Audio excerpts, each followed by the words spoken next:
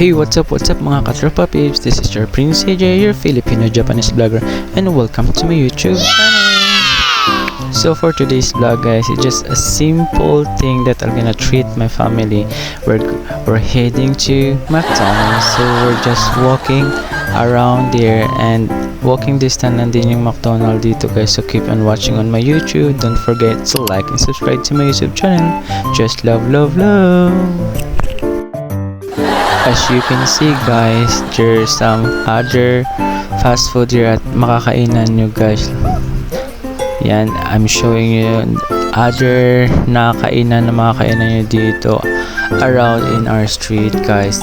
And there's also a school here that it's near at the McDonald's also.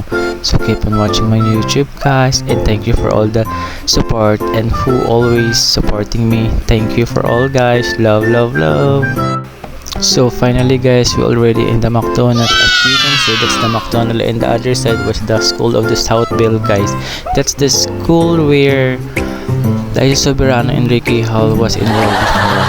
So most of us, and especially my mom and my sister, were excited to be in the McDonald's because I was gonna treat them and they deserve it.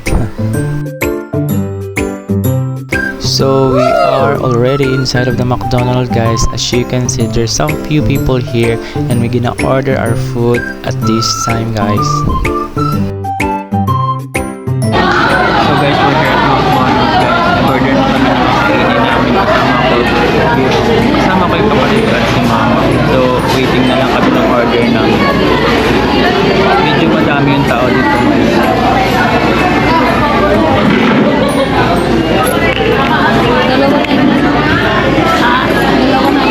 At nag-order na rin kami agad ng pang take out sa kay mama ng fries and burger.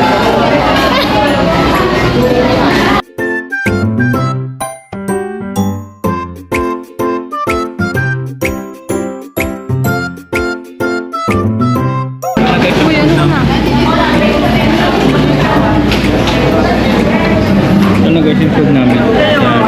Yummy! Burger, steak, fries, yan. Sa kapatid ko ito, chicken.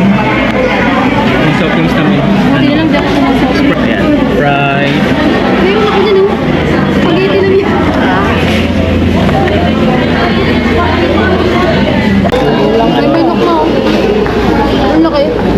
Para sa akin kasi. Ano? Para sa akin. Kuya, parang kumain sa bahay ah. Kuya, parang kumain sa bahay.